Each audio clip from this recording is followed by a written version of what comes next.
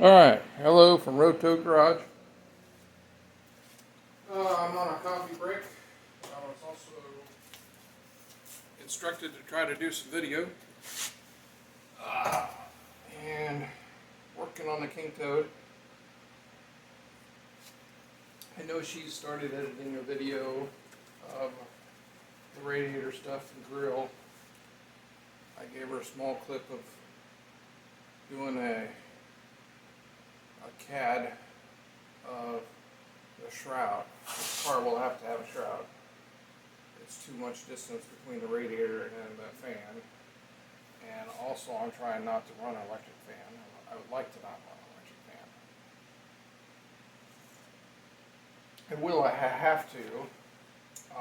Also may come down to that. Might need to. I don't know. If I do, I'll probably put one in front of the radiator and spend the extra money for a pretty good pusher.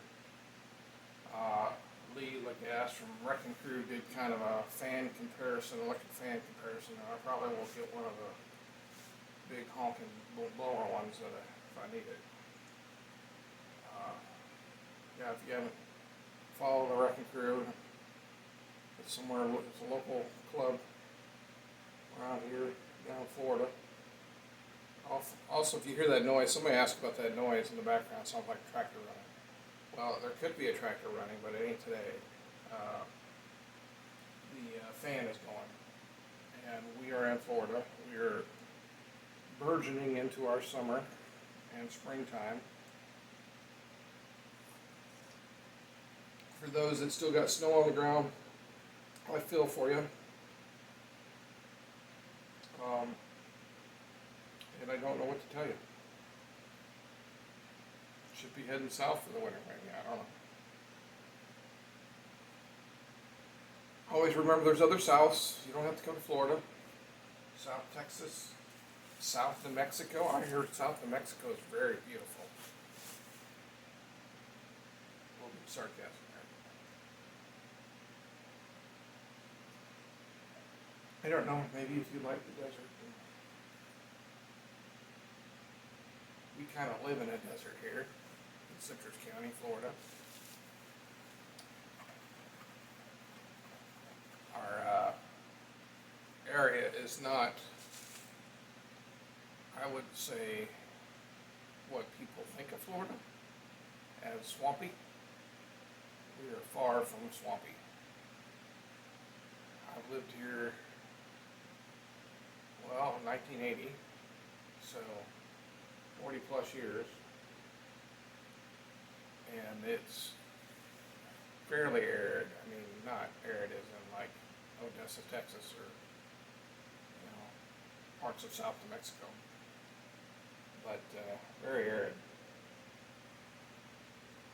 Only thing keeps stuff growing around here is the humidity is like 80% or plus. So what I'm doing today is I'm trying to get stuff set up. I'm getting ready. I think I've roughed in everything in the front. Now I'm doing the front of the motor stuff, so how it interacts with the grill, and I like stuff like the fan and the fan shroud, the hoses, how I run my hoses to the radiator. I'm using a 33-34 radiator. I think I explained that before because it was slightly larger than the 28-29s. And also I have a larger tank up top, which I liked. And it kind of gave itself to a little bit more tilt than the 30-31s. Not that you couldn't use them. In the old days, we used to take cross flows and turn them on their sides and have the radiator guy redo the necks. In fact, the guy we had locally, of course he's probably gone by now, was him and his dad were awesome and just whizzes on radiators. And for us, our Otter's a pretty reasonable guy. We're trying to get it done.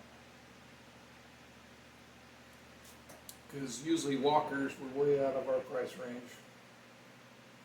Yeah, they work and they work well when you get one. Or you get lucky enough to find a used one or something, someone's scrapping out or didn't use it in their project and want to pass it on, but most of the time we had to adapt the radiators to the grill shells or the grill shell to the radiator. Yeah, let's see what else I got. Well, that's about it as far as talking. I'm thinking about doing a live if there's people that have questions. I also want to reiterate that I'm not trying to teach anybody anything. I mean, just show them to go out there in the garage and have fun and do something. And most of the time it's just trying and getting it done. Do it together. Because if you don't start it, you'll never get it done. And so far I haven't found those little lazy little elves that come out here and do the shit for you. And I don't have pockets deep enough to have somebody do it for me. Or groups of people to do it for me. I don't have an upholstery guy, I don't have a paint guy, I don't have obviously I don't have a welding guy. And I don't really need it. I mean, I'm gonna do what I'm gonna do. And mostly I'm gonna do it the way I wanna do it, so.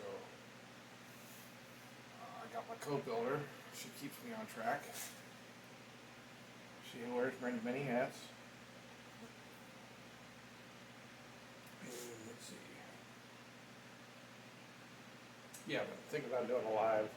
So if there's, and I do this again, that's what I was talking about, what I do this for is mainly for friends and family and stuff that see how the King Toad's doing. Also they can see if they're wondering how we're doing. And that's fine. See what we're up to today. All this new technology and stuff. I mean, that's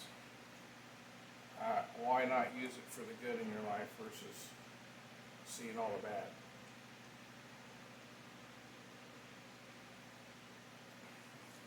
In fact, some days I think people find stuff to make stuff bad for them. Life's tough enough. It always has been tough. Without digging something up to make it harder on yourself.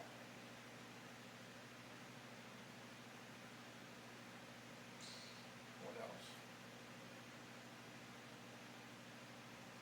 That's about it. I'm going to show you some of the stuff I'm whacking on. I had to, and that's where designing this thing and doing the shroud and stuff has to be done now because there's issues that you'll run into. You don't want to do something, finish it, get there, do something else, and say, "Oh my goodness, I shouldn't have did it that way. Let's take it apart and do it again."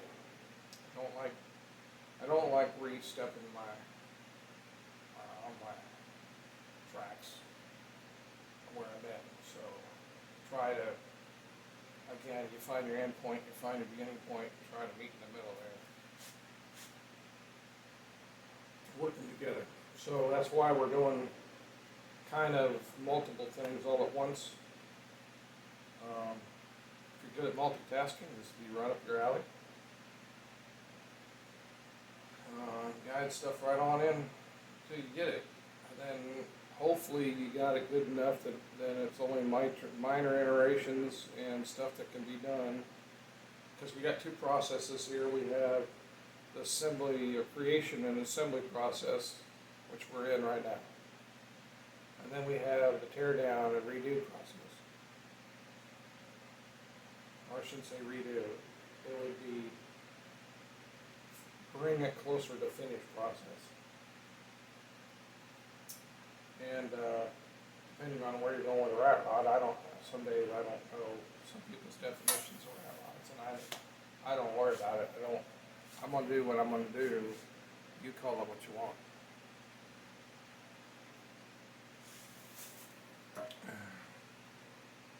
But anyway, this car, all these welds and stuff will be smoothed out. Now, if you're somehow expecting it to be glass steel and what they show and do, and I don't know. A lot of this stuff I think is, uh, it's how they want to build their car, and that's fine. It's the way it should be. You're the dude doing it, or gal, person doing it. Do it. Don't listen to what box they try to. I mean, the Chevrolet was something I was trying to be original with and do different stuff. And also, it was for my wife because we had a '69 Nova with a Cadillac motor in it, with the 472 Cadillac. And this was two birds with one stone. It was one I had to build off, and we had that '73 truck with the bottom gone. It was going to take a lot to redo the bottom because all the body mounts and stuff like that were gone. Of course, and it's typical for here in Florida. If it was down on the ground or anything close to the ground down here, the bottoms are gone. And typically, too, the sun cooks the top, and then it makes a hole, and then the bottom really goes. So we were putting that car together, and the build-off. I had the car, and I had acquired a motor for her, thinking that maybe I might do another build-off. And then the build-off came up, and what to do, and I said, well, maybe we'll put it in the truck. But when they set a budget of $5,000, it's not going to be floorboards and stuff of that nature. You're not going to buy all that stuff to try to restore or even resto mod it for that type of budget. And we did quite a bit for that budget. But in starting it and for the build off, it was going to be just a rat rotted C10 pickup truck, which to me was, nothing original, nothing new. And also what came about was how to make it different. And in talking with her and the direction I wanted to go and some pictures or drawings is how we came up with the Chevrolet, which I think it garners a lot of attention when it's out. I mean, I can't describe it. It's just, it also a lot of comments too. Like, what were you drinking or what were you smoking? And which I also often tell people a lot of times that it really just came from having discussions with my dad when we were getting Model A bodies, and of course it was the next Model A was always more difficult than the last one we got. I mean, and those bodies were also going up in prices. So we were even considering, which I don't know, you haven't seen the project yet, called the Load.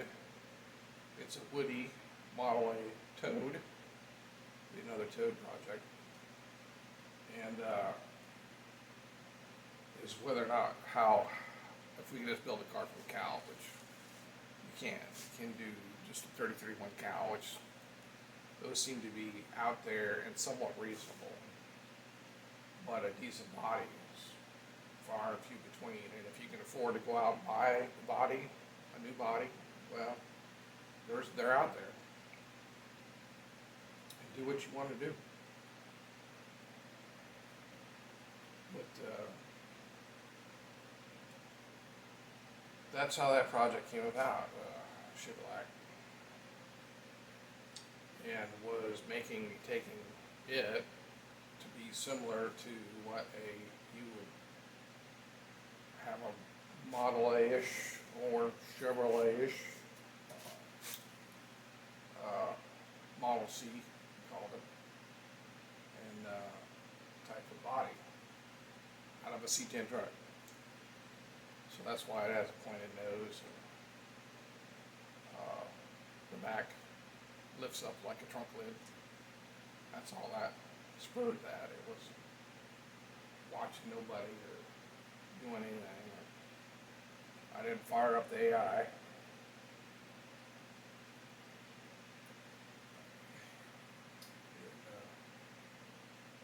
And there's a lot of stuff to it that's knick-knackish and stuff we had fun with. And the door panels, the Milwaukee battery powered electric windows, a lot of stuff that most people don't see, don't catch, very seldom. The Duncan Yo-Yo light switch and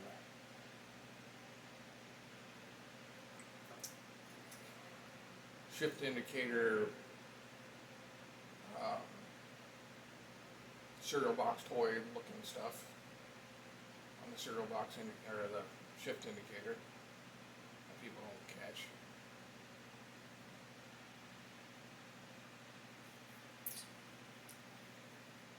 Back of the cab is LP record covers. Some of our Johnny Cash and Kenny Rogers on the transmission tunnel. So our dome light is a rainforest canopy taped to the ceiling. Nobody catches that one either.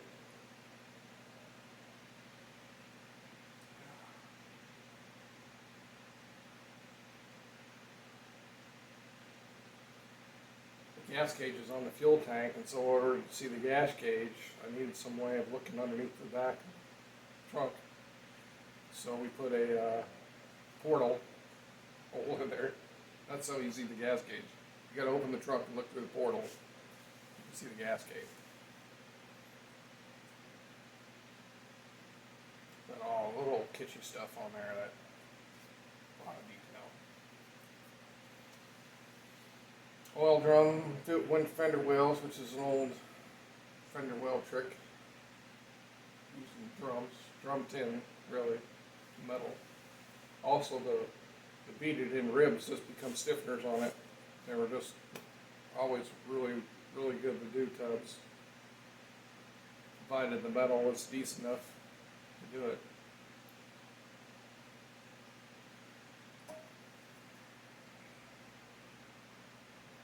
Cross spring front end, radius arms, and hairpins, all stuff that we've done on a lot of our street rods, just like this one. These hairpins here are a little different. Much larger.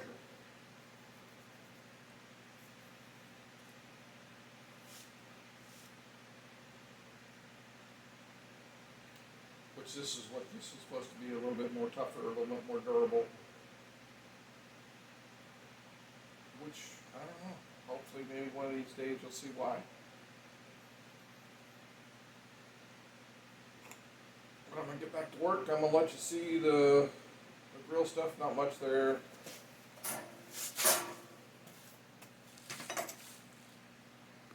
Take you out of the holder.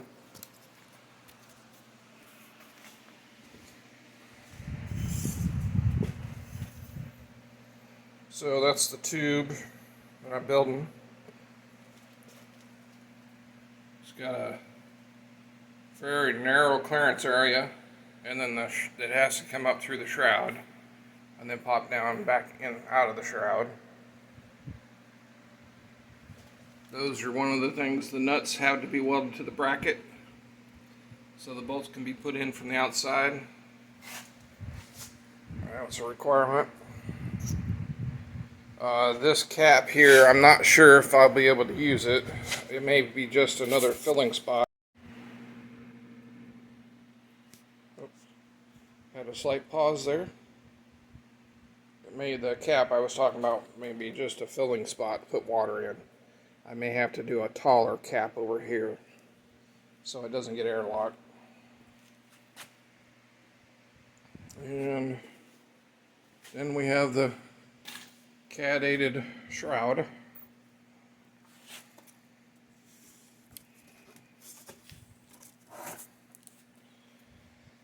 So what that does is it lets me get the size and the dimensions, some of the reliefs. This is steering right here, and this is the radiator hose, which will have to be routed back up. And then it's going to probably tuck down right back here, and hopefully the loop will be uninterrupted. And then that should help draw as much air through it as we can through the front here.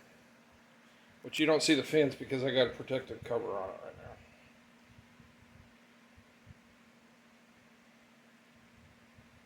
now. And that's pretty much the Toad right now, King Toad.